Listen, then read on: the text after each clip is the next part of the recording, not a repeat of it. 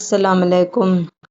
زندگی میں کبھی کبھی ایسا وقت بھی آتا ہے جب انسان اندر سے بالکل ٹوٹ جاتا ہے۔ ذمہ داریوں کا بوجھ، گھر کے حالات اور مستقبل کی فکر، سب کچھ بہت مشکل لگنے لگتا ہے۔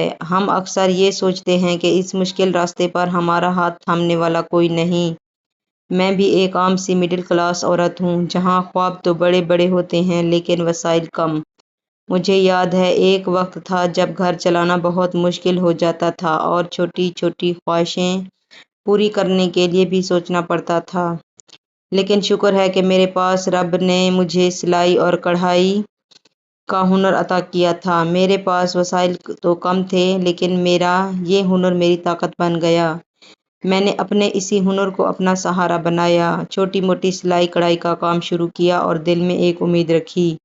ایک وقت ایسا تھا جب دل میں گھٹن سی تھی، سمجھ نہیں آتا تھا کہ ان مشکل حالات سے کیسے نکلا جائے۔ پھر مجھے میرے رب کا وہ وعدہ یاد آیا جو اس نے استغفار کرنے والوں سے کیا ہے۔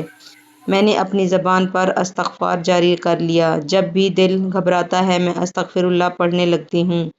یقین جانیے جیسے جیسے میں نے استغفار کو اپنا معمول بنایا، دل کا بوجھ ہلکا ہونے لگا۔ جو راستے بند معلوم ہوتے تھے، رب نے اپنے فضل سے ان کے دروازے کھول دیے۔ گھر کا وہی چھوٹا سا کچن، وہی روٹین، لیکن اب اس میں بے سکونی نہیں بلکہ ایک انمول سکون اور برکت تھی۔ استغفار اور محنت نے نہ صرف میرے دل کا سکون بدل دیا بلکہ میری زندگی کے حالات کو بھی بدل کر رکھ دیا۔